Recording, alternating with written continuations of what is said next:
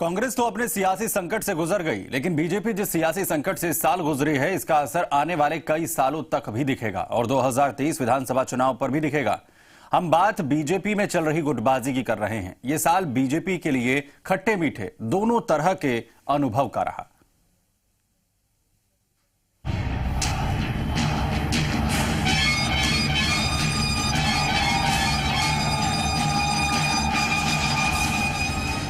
दो 2020 को अगर राजस्थान में भाजपा की राजनीति के लिहाज से देखें तो कई रंग देखने को मिले। विपक्ष की भूमिका में सशक्त नजर आई तो उसी ताकत पर पार्टी के भीतर गुटबाजी ने पानी फेर दिया। इस साल भाजपा के अपने कुनबे में कई तरह की खट्टी मीठी यादें रही हैं। सरकार के खिलाफ आक्रामक रवैया, केंद्र में भाजपा सत्ता में थी और अमित शाह जैसे राजनीति के चाणक्य और जेपी नड्डा जैसे राजनीतिक गणितज्ञ का सहारा मिला तो राजस्थान बीजेपी के प्रदेश अध्यक्ष सतीश पूनिया ने भी अपने संगठनात्मक कौशल का खूब इस्तेमाल किया।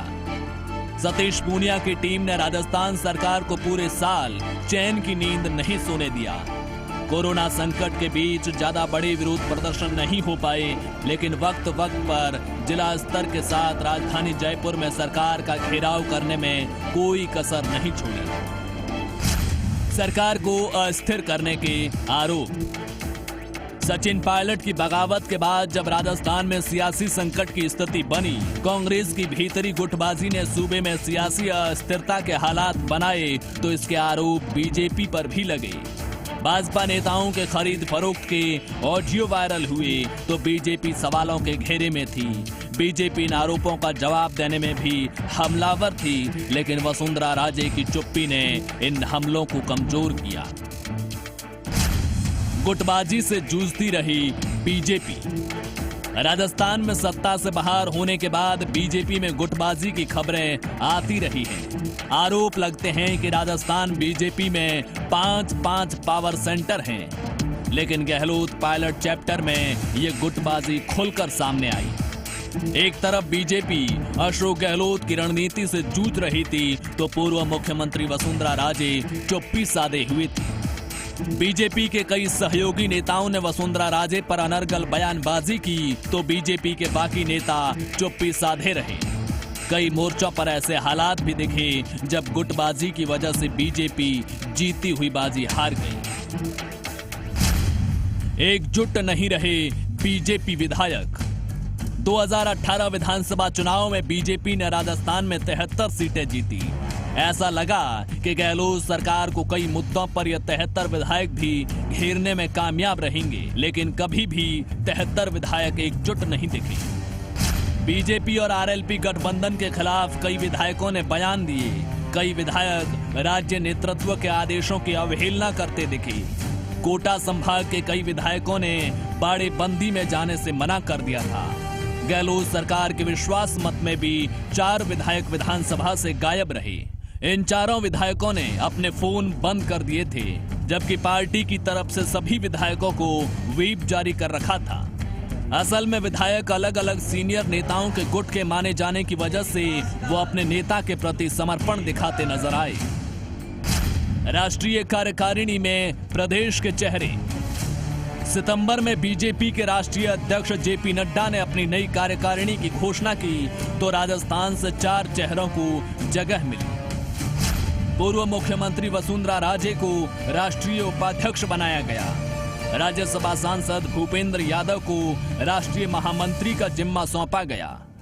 पूर्व विधायक अलका गुर्जर को राष्ट्रीय मंत्री बनाया और जयपुर ग्रामीण सांसद राज्यवर्धन सिंह राठौड़ को राष्ट्रीय प्रवक्ता बनाया गया।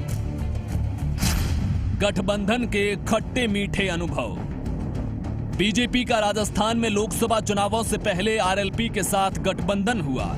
2019 का साल तो ठीक गुजरा, लेकिन 2020 में हनुमान बेनीवाल के बयानों की वजह से बीजेपी असहज दिखी। हनुमान बेनीवाल ने वसुंधरा राजे पर अनर्गल बयानबाजी की। पंचायती राज चुनाव में बेनीवाल ने बीजेपी के खिलाफ प्रत्याशी उतारे। कृषि बिलों पर भी बेनीवाल का बीजेपी को साथ नहीं मिला। हालात ये हो गए थे कि राजस्थान बीजेपी जब भी गठबंधन के मसले पर फंसती तो मुद्दा केंद्रीय नेतृत्व पर ढालकर खुद को अलग कर देती। इसके अलावा भी ये साल राजस्थान बीजेपी के लिए कई खट्टे मीठे अनुभव वाला रहा था। राष्ट्रीय महामंत्री अरुण सिंह को राजस्थान बीजेपी का नया प्रभारी बनाया गया, तो वहीं सह प्रभारी के तौर पर भारतीबेन शियाल को जिम्मेदारी दी गई। 3 सीटों पर राज्यसभा चुनाव में बीजेपी ने 1 सीट जीती।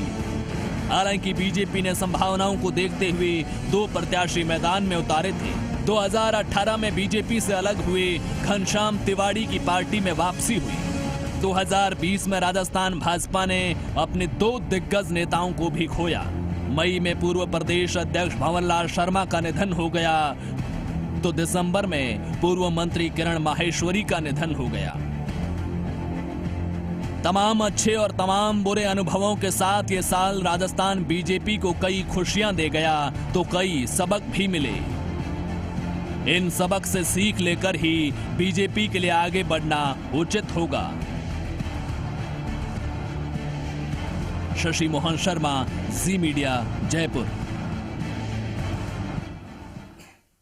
राजस्थान के सियासी